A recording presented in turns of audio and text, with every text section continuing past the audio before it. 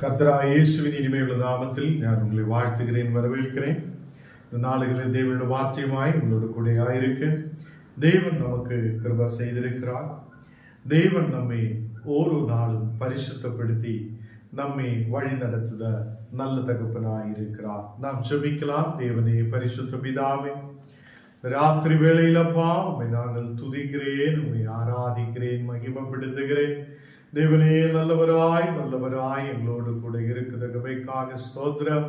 இந்த ராத்திரி வேளையிலப்பா நாங்கள் வசனத்துக்கு நேராய் கடந்து வந்திருக்கும் போது தேவனே, உம்மை ஆராதிக்கும் போது உம்முடைய தெய்வீக பிரசன்னம் எங்களோடு கூட இருக்கிறதுக்காக ஸ்தோத்திரம். நீரே பரிசுத்தராய், நீரே உண்மையுள்ளவராய், எங்களை ஆசீர்வதிக்கிறவராய் எங்களோடு கூட இருக்கிறதுக்காக ஸ்தோத்திரம். நல்லவர், வல்லவர், வாக்கு மாறாத தேவன் நீர் எங்களோடு கூட இருக்கிறதுக்காக ஸ்தோத்திரம். நல்லவரே, ஆண்டவரே, ஒருபோதும் எங்களை வெட்கப்படுத்தாதே, தலைகளை உயர்த்தி நிறுத்துத தேவன் நீரே. ஆண்டவரே, இன்னைக்கு கடந்து வந்திருக்கிற ஒவ்வொரு மக்களையும் உடைய கரத்தில் ஒப்புக் கொடுக்கிறேன்.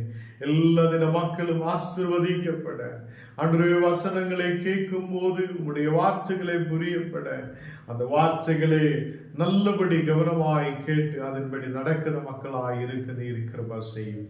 எங்களை முற்றிலும் தாழ்த்துகிறேன், அர்ப்பணிக்கிறேன். தேவனே, அநேக மக்கள் இந்த நாளுகள் இந்த கூகுள் மீட்டில் கடந்து வரலாம் என்று சொல்லி யோசித்து அநேகர் இருக்கிறார். தேவனே, வர முடியாத சூழ்நிலையில் அநேகர் ஆயிருக்கும் போது தேவனே, அந்த மக்களுக்கும் ஒரு வாய்ப்பை நீர் கொடுக்கிறதுக்காக ஸ்தோத்திரம்.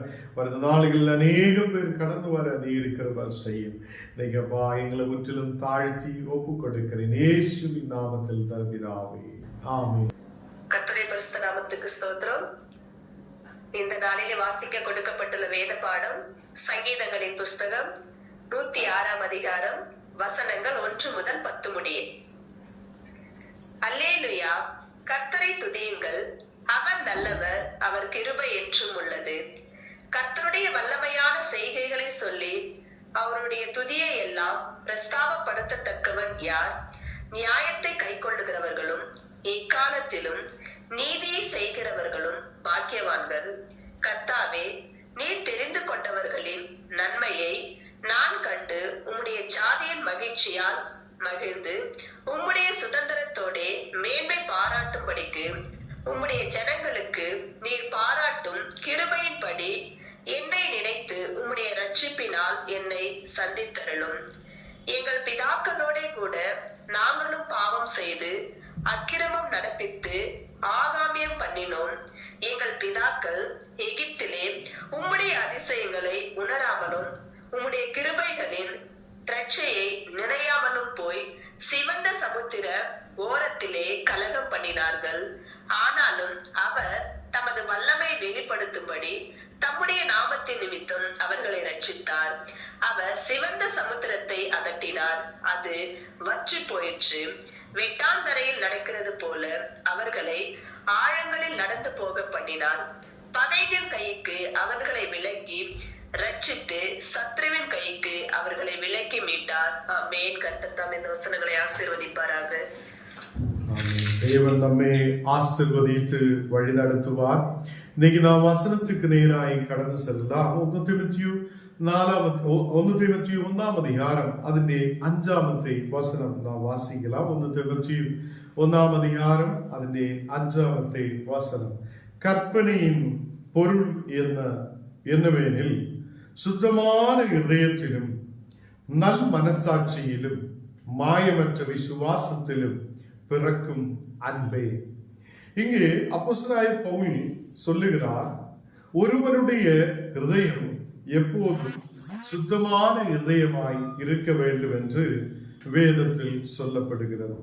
கர்த்தருடைய பிள்ளைகளே, அப்போஸ்தலனாகிய பவுல் அப்போஸ்தலனாகிய தீமோத்தேயு அங்கே எழுதப்படுத அந்த நிருபத்தில் அங்கே சொல்லப்படுகிறது, கற்பனையின் பொருள் என்னவென்றால் சுத்தமான இதயத்திலும் நல் மனசாட்சியிலும் மாயமற்ற விசுவாசத்திலும் பிறக்கும் அன்பே என்று சொல்லப்படுகிறார்.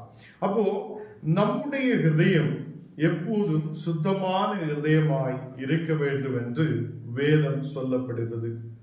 நாம் இப்போ மேலான எருசலேமில் கடந்து வந்த மக்களாய் இருக்கிறது. அடிமையாக்கப்பட்ட அந்த உலக பிரகாரமான எருசலேமிலிருந்து நம்மை மேலான எருசலேமுக்கு நேராய் தேவன் கொண்டு வந்திருக்கிறது.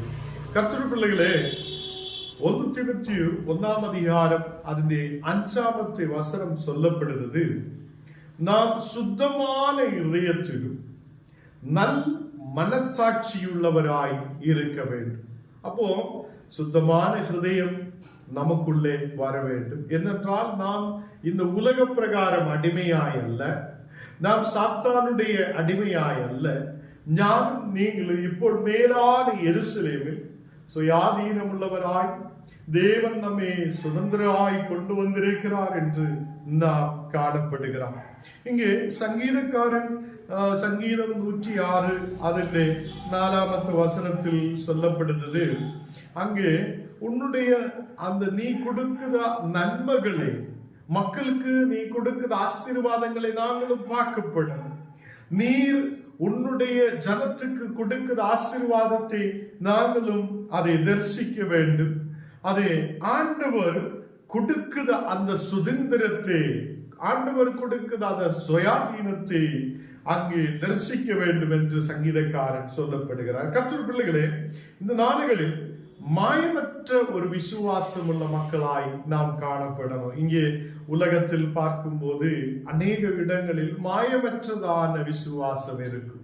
இன்னைக்கு அநேக ஜனங்கள் குடும்பங்களில் நாம் ஆயிருக்கிற இடங்களில் எல்லாம் மாயத்தோடு கூட உள்ள மாயமான ஒரு விசுவாசம் அநேகருக்குள்ள அதை விசுவாசம் நிலைத்து நிற்கிறது இல்லை. எப்போதுமே சந்தேகம், எப்போதுமே கஷ்டம், எப்போதுமே பலவீனம், ஒரு நம்பிக்கை நமக்கு வருவது இல்லை. அதனாலே அவர் 3 விஷயங்களை அங்கே எடுத்து சொல்லுகிறார். சுத்தமான இருதயம், நல் மனசாட்சியுள்ளவராயிருக்கும், மாயமற்ற விசுவாசத்தினாலும் இவ 3 பிறக்குதல் தான் அன்பு. இன்னைக்கு அநேகர் கேட்கும், அன்பு ஏன் என்று குடும்பத்தில் இல்லை, அன்பு ஏன் என்னுடைய வாழ்க்கையில் இல்லை, நமக்கு ஏன் அன்பு என்னுடைய ஓரோ நாளும் அன்பு ஏன் எனக்கு வருதில்லை என்று கேட்டால், நாம் சுத்தமான இதயம் இல்லாதவராய் இருக்கும் போது, நல் மனசாட்சி நம்மிலிருந்து போய்விடும் போது, நாம் நம்முடைய விசுவாசம் மாயமுள்ளதாய் இருக்கும் போது அன்பு நம்மில் பிறக்குது இல்லை. கர்த்தருடைய பிள்ளைகளே, இந்த நாடுகளில் சுத்தமான இருதயம் உள்ளவராய் இருக்கும் போது தெய்வீக பிரசன்னம் எப்போதும் நம்மோடு கூட இருக்கும். சுத்தமான இருதயம் உள்ளவராய் இருக்கும் போது நாம் தெய்வீக அன்பினால் நிறைந்த மக்களாய் காணப்படும். நல் மனசாட்சி உள்ளவராய் இருக்கும். அதை மாயமற்ற விசுவாசம் உள்ளவராய் இருக்கு. எப்போது தேவனோடு கூட விசுவாசத்தோடு, அதே மாதிரி குடும்பத்தில் விசுவாசத்தோடு நாம் முன்னாடி கடந்து செல்ல மக்களாய் இருக்கும் போது அங்கேதான் அன்பு பிறக்கப்படும். அல்லேலூயா. எத்தனை பேருக்கு விசுவாசம் வருகிறார்? இந்த நாளுகளில் நாம் மேலான எருசலேமில் வந்திருக்கும் போது, மேலான எருசலேமில் பரிசுத்தமான இடத்தில் நாம் கடந்து வந்திருக்கும் போது நம்முடைய இதயங்கள் சுத்தமான இதயமாய் மாற்றப்படும். நல் மனசாட்சி நமக்கு உண்டாயிருக்கும். யாராவது நம்ம கடந்து செல்லும் போது, நம்ம எங்கேயாவது போயிட்டு இருக்கும் போது யாராவது கீழே விழுந்து கிடந்தால் உடனடி நாம் போய் அவங்களை விசாரிச்சு எழுப்புறதுக்காக பார்க்க, அவங்களுக்கு உதவி செய்ய பார்க்க. இதுதான் நல் மனசாட்சி உள்ளவராய், மனசாட்சி நல்ல மனசாட்சி உள்ளவராய் நாம் காணப்படும். யாரையும் கீழே தள்ளிவிடுதவராய் அல்ல, நம்ம யாருக்கும் விரோதமாய் எழும்புதவராய் அல்ல.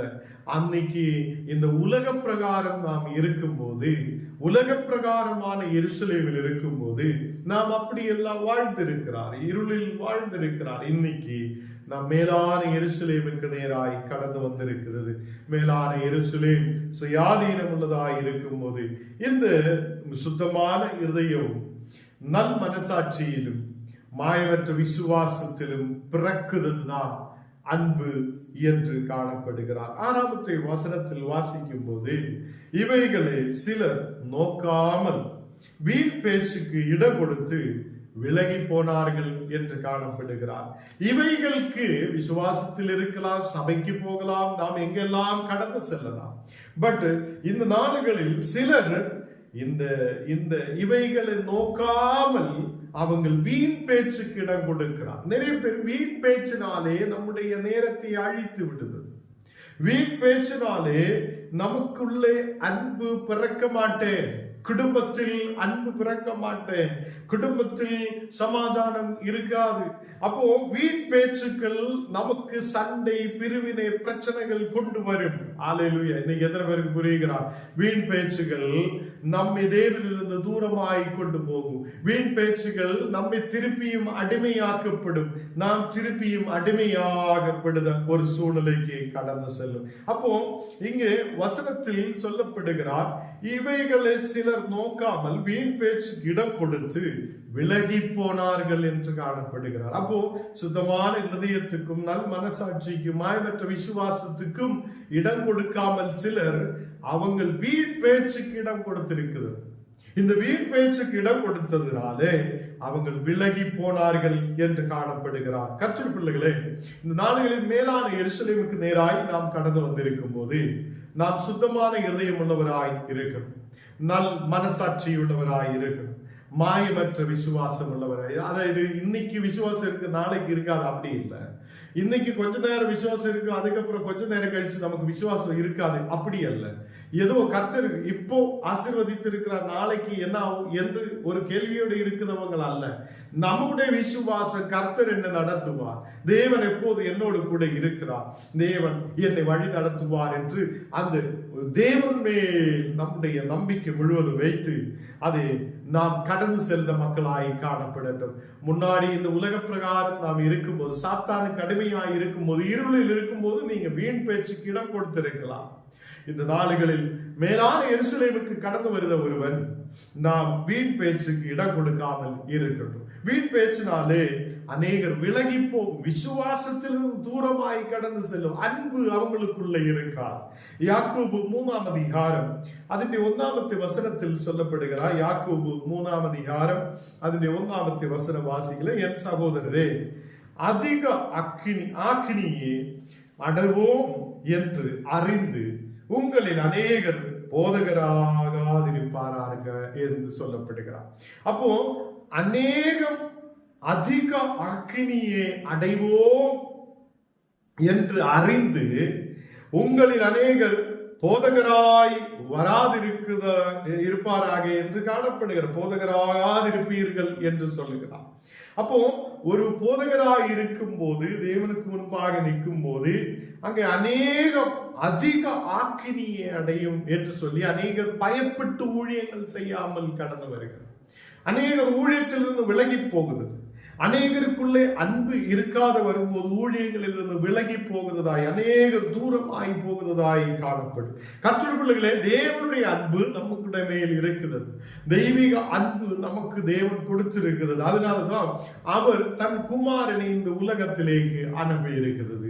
அவர் நம்முடைய மேல் அன்பு செலுத்தி இருக்கிறது. அந்த அன்பினாலே ஞானும் நீங்களும் இன்னைக்கு விடுதலை பெற்றுக் கொண்டிருக்கிறது. இயேசு கிறிஸ்துவினால் விடுதலை பெற்றுக் கொண்டிருக்கிறது. கர்த்தருடைய பிள்ளைகளே, இங்கே யாக்கோபு என்ன சொல்லுகிறார்? என் சகோதரரே, அதிக ஆக்கினியை அடைவோம் என்று அறிந்து உங்களில் அநேகர் போதகராகாதிருப்பீராக என்று சொல்லப்படுகிறார். அப்போ அநேக ஆக்கினி தீர்ப்பு இருக்கும் என்று சொல்லி உங்களில் அநேகர் போதகராய் வராதிருக்குது என்று சொல்லி அங்கே காணப்படுகிறது. அநேகர் பயப்படுகிறார். இந்த ஊழியத்தில் வந்தா இப்படி இருக்கணும், அப்படி இருக்கணும், இப்படி முன்னாடி போனா அப்படி எல்லாம் ஒரு சட்டங்கள் இருக்குதுன்னா அநேகர் ஊழியத்துக்கே திரும்புது இல்லை. அப்போ இன்னைக்கு எல்லாரும் டீச்சர் ஆகிறார், ஸ்கூலுக்கு போகிறார், அதே மாதிரி நர்ஸ் ஆகிறார், டாக்டர் ஆகிறார், இப்படி அநேகர் பேட்டரி கம்பெனிக்கு போகிறார், இப்படி எல்லாம் அநேக காரியங்களுக்கு போக விரும்புகிறார். என்றாலும் ஊழியத்துக்கு ஆக்கினி தீர்ப்பு அதிகமாய் இருக்கும் என்று சொல்லி பயத்தோடு அநேகர் தூரமாய் போய்விடுகிறது. கர்த்தருடைய பிள்ளைகளே, சுத்தமான இதயம் இருக்கும் போது, நல் மனசாட்சி இருக்கும் போது, மாயமற்ற விசுவாசம் இருக்கும் போது உங்கள் குடும்பங்களில் அன்பு பிறப்பார். அதே அன்பு உங்களுக்குள்ள இருப்பார்.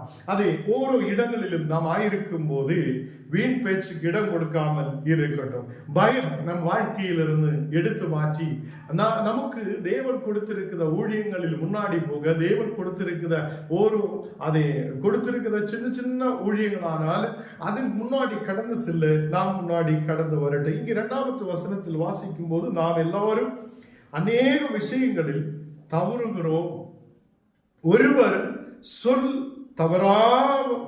தவறாதவனானால் அவன் பூரண புருஷனும். இங்கே ஒருவன் தான் கொடுக்குத சொல், அவன் பேசுத பேச்சுவார்த்தை தவறாது இருக்குதென்றால் அவன் பூரண புருஷனாய் காணப்படும் என்று வேதம் சொல்லுகிறது. கர்த்தர் பிள்ளைகளே, இன்னைக்கு அநேகர் பூரண புருஷனாய் பூரண புருஷன் என்றால் என்ன?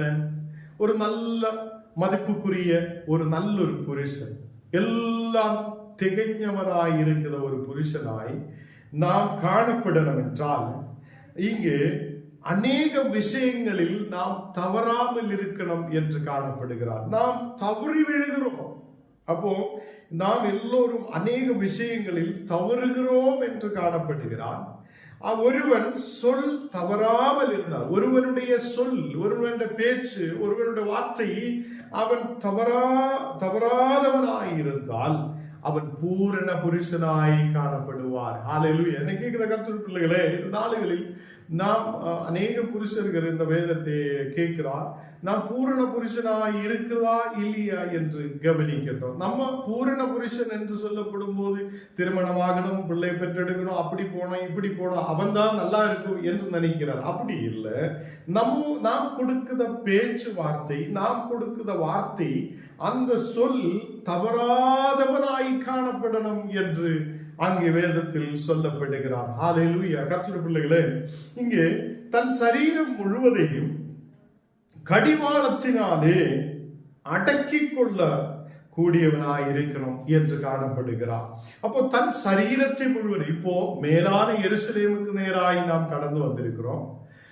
இந்த உலக பிரகாரமான எருசலேமில் இருக்கும் போது, இந்த உலக பிரகாரமான காரியங்களில் இருக்கும் போது நாம் தவறி விழுந்திருக்கிறோம்.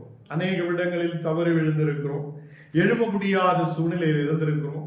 அநேகருக்கு நான் நாளைக்கு கொடுக்கலாம், நாளைக்கு உனக்கு உதவி செய்யலாம், நாளைக்கு நான் அந்த பணம் கொடுக்கலாம் என்னெல்லாம் சொல்லிட்டு தவறுகிறோம். சில இடத்தில் தவறுகிறோம், சில இடத்தில் பாவத்தால் தவறுகிறோம், சில இடத்தில் கீழே விழுந்து விடுகிறோம். இந்த மாதிரி சூழ்நிலைகள் இருக்கக்கூடாது, ஒரு பூரண புருஷனுக்கு இருக்கக்கூடாது என்று இங்கே காணப்படுகிறார். அதே மாதிரி தன் சரீரம் முழுவதையும் கடிவாளத்தினாலே அதை அடக்கி கொள்ளுகிறவனாய் காணப்படணும் என்று இங்கே வேதத்தில் சொல்லுகிறார். அப்போ இந்த கடிவாளம் என்று சொல்லியால் அது என்ன? நமக்கு இங்கே வேதத்தில் பார்க்கும்போது 3வது வசனத்தில் அவரே அங்கே சொல்லப்படுகிறார். பாருங்கள், குதிரைகள் நமக்கு கீழ்ப்படியதற்கு அவைகளில் வாய்களில் கடிவாளம் போட்டிருக்கிறார் என்று காணப்படுகிறது. கர்த்தர் பிள்ளைகளே, குதிரைகளே அப்படியே கொண்டு போகிறது ரொம்ப சிரமகரமான விஷயம். அதனாலே அவைகளுடைய வாய்களில் கடிவாளம் போட்டிருக்கிறார். அந்த கடிவாளம் போட்டிருக்கிறதுனால தான் இந்த குதிரைகள் அடங்கி ஒரு மனிதனுக்கு கீழ்ப்படிந்து முன்னாடி போகிறான். அல்லேலூயா. இப்படி ஒரு குதிரையை எப்படி கடிவாளம் போட்டு அதை அடக்கி ஒருவன் கொண்டு போகுதோ, அதே மாதிரி என்னுடையும் உங்களுடையும் சரீரங்களே கடிவாளத்தினாலே அடக்கிக் கொள்ள வேண்டும் என்று யாக்கோபு இங்கே சொல்லப்படுகிறார். ஹல்லேலூயா. எத்தனை பேருக்கு புரிஞ்சிருக்கிறார்? கர்த்தர் பிள்ளைகளே, எல்லோரும் அநேக விஷயங்களில் தவறுகிறோம் என்று அவர் சொல்லி, அந்த தவறு விழுத மனிதர்கள் அநேகர் இருக்கிறார் என்றாலும் அங்கே ஒருவன் தன் சொல் தவறாதிருக்கட்டும் என்று சொல்லுகிறார். ஒருவன் தன் சொல், பேச்சுவார்த்தை, அவனுடைய வார்த்தைகள் அவன் தவறாதவனாய் காணப்படட்டும், அவன் பூரண புருஷனாய் காணப்படட்டும் என்று சொல்லுகிறார். அப்படிப்பட்ட பூரண புருஷன், அப்படிப்பட்ட ஒரு நல்ல மனுஷன், அப்படிப்பட்ட ஒரு சகோதரன் சகோதரி இந்த நாடுகளில் தன் சரீரத்தை முழுவதையும் கடிவாளத்தினாலே அடக்கிக் கொள்ளணும் என்று காணப்படுகிறார். அடக்கிக் கொள்ளக்கூடியவனாய் இருக்கிறார் என்று அங்கே காணப்படுகிறார். இந்த கடிவாளம் இந்த குதிரைகளின் மேல், அவைகளுடைய வாய்களின் மேல் இந்த கடிவாளத்தை போட்டு அதை அடக்கிக் கொள்ளுகிறார் என்று காணப்படுகிறார்.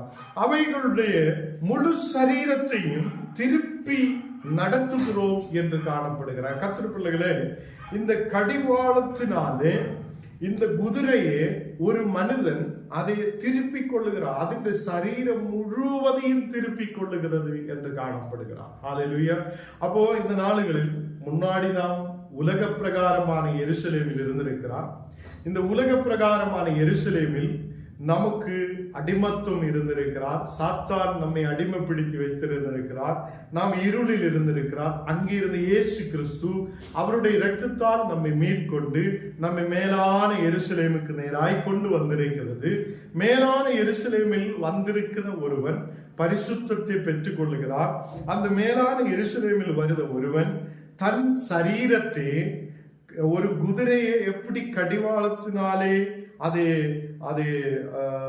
അതിന്റെ முழு சரீரத்தையும் திருப்பிக் கொள்ளுகிறதோ அதே மாதிரி ஒருவன் தன் சரீரத்தை கடிவாளத்தினாலே தன் சரீரத்தை அடக்கிக் கொள்ளுதவனாய் காணப்படணும் என்று இங்கு வேதத்தில் சொல்லுகிறது.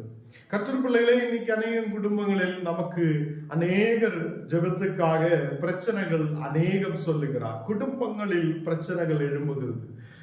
இப்போ தன் சரீரங்களே கடிவாளத்தினாலே அடக்கிக் கொள்ளும் போது ஒரு குதிரையுடைய சரீரம் முழுவதும் எப்படி திருப்புதோ அதே மாதிரி உனக்கும் ஒரு திரும்பி வரல் இருக்கிறார். உன்னுடைய சரீரத்தை கட்டுப்பாடுக்குள்ளே கொண்டு வர முடியும். அந்த சரீரம் திருப்பி அடிமையாக மாட்டேன் என்று இங்கு வேதத்தில் சொல்லுகிறார். தேவ பிள்ளைகளே, ரட்சிப்பு இயேசுவிலூടെ நமக்கு கிடைத்திருக்கிறது. ரட்சிப்பு இயேசுவின் மரணத்தாலே, அவருடைய ரத்தம் சிந்தனாலே, அவருடைய உயிர் நமக்கு கொடுத்ததினாலே நாம் ரட்சிப்புக்குள்ளே வந்திருக்கிறது. நாம் அவரை விசுவசித்திருக்கும் போது அந்த ரட்சிப்பை பெற்றுக்கொண்ட ஞானம் நீங்களும் அடிமையாயிருந்த இடத்திலிருந்து மேலான எருசலேமுக்கு நேராய் வந்திருக்கிறது. இந்த மேலான எருசலேமில் வந்த ஞானம் நீங்களும் இந்த நாடுகளில் நம்முடைய சரீரங்களே கடிவாளத்தினால் அடக்கிக் கொள்ளுதா மக்களாய் காணப்படணும். அதே மாதிரி சொல் தவறாதவராய் நாம் காணப்படணும் என்று இங்கு வேதத்தில் பார்க்குதான். இங்க 4வது வசனம் கூட வாசிச்சு நான் நிப்பாட்ட விரும்புகிறேன்.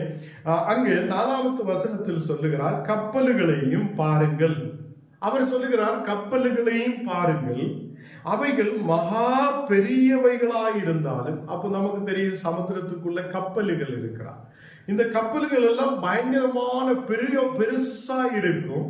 இந்த பெரிய கப்பல்களை எல்லாம் ஒரு மனிதன் அதை கட்டுப்பாடுக்குள்ளே கொண்டு வருகிறது.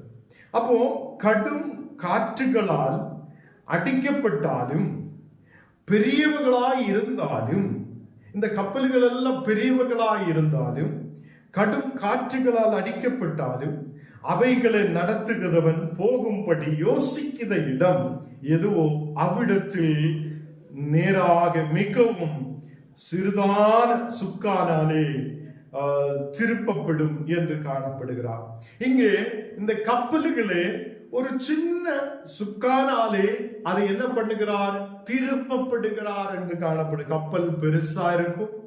இந்த கப்பல்கள் நமக்கு தெரியும், இப்போ உலகத்தில் நிறைய இடங்களில் யுத்தம் நடக்கிறதுனால கேஸ் பெட்ரோல் எல்லாம் கம்மியா இருக்கிறார் நமக்கு எல்லாம் வார்த்தைகள் நியூஸ்களில் எல்லாம் வருகிறார்.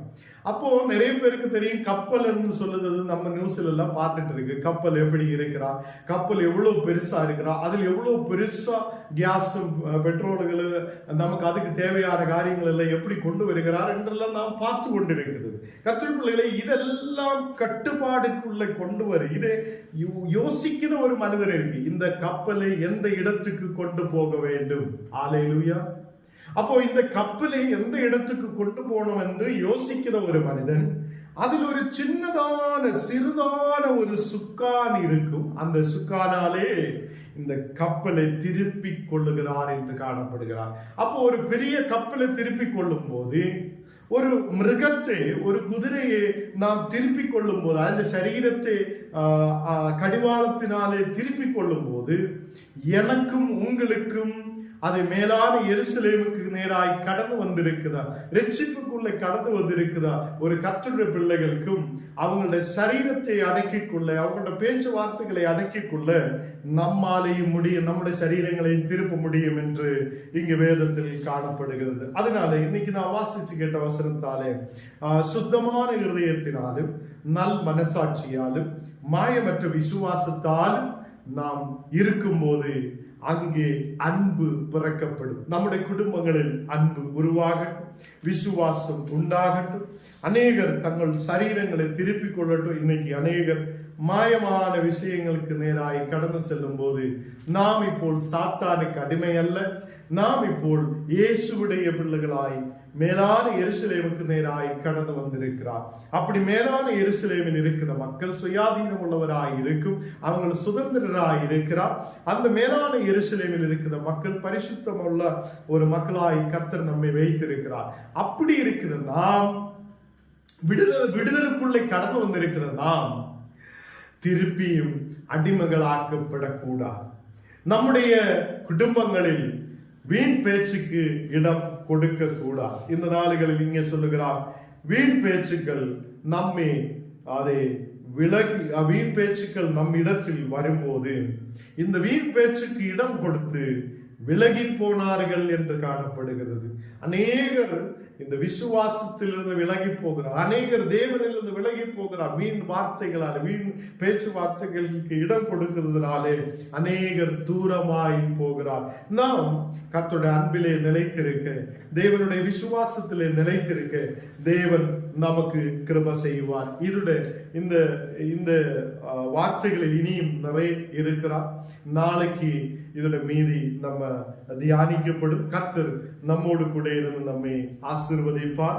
நாம் எல்லாரும் கண்ணுகளை மூடி ஜெபிக்கலாம். தேவனே, பரிசுத்த பிதாவே, இந்த ராத்திரி வேளையிலப்பா உம்முடைய வசனத்தை நீர் எங்களுக்கு கொடுத்ததுக்காக ஸ்தோத்திரம். அநேக மக்கள் இந்த நாடுகளில் பாவத்துக்கு அடிமையாய், உலகத்துக்கு அடிமையாய், அநேகர் இந்த நாடுகளில் சாத்தானுடைய அடிமைகளாய் காணப்படும் போது தேவனுடைய வார்த்தை சொல்லுகிறார், இந்த உலக பிரகாரமான எருசலேமில் இருந்து ஞானம் நீங்களும் மேலான எருசலேமுக்கு நேராய் திரும்ப வேண்டும் என்று ஒரு வார்த்தை அநேக நாளுகளாய் நீர் எங்களோடு பேசிக் கொண்டிருக்கிறவைக்காக ஸ்தோத்திரம்.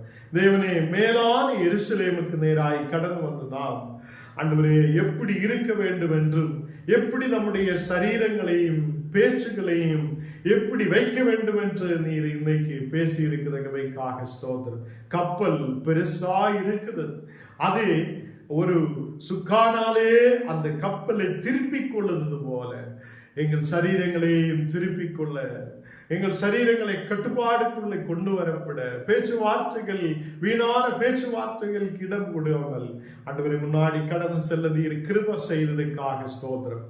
இந்த நாளுகளில் ஆண்டவரே உம்முடைய பாடுகளை, கஷ்டங்களை தியானிக்கிற இந்த நாளுகளில் தேவனே, ஒவ்வொரு மனிதர்களும், ஒவ்வொரு விசுவாசிகளும் அவங்களுடைய சரீரங்களை, அவங்களுடைய வாய்களை, அவங்களுடைய நினைவுகளை கட்டுப்பாடுக்குள்ளே கொண்டு வந்து நியந்திரிக்கப்பட்டு ஆண்டவரே, எப்படி ஒரு குதிரையை அதனுடைய சரீரத்தை முழுவதாக திருப்பப்படுதோ அதே மாதிரி நாமும் ஆண்டவரே உமக்கு பிரியமுள்ள மக்களாய் இருக்க நீர் கிருபை செய்ததுக்காக ஸ்தோத்திரம்.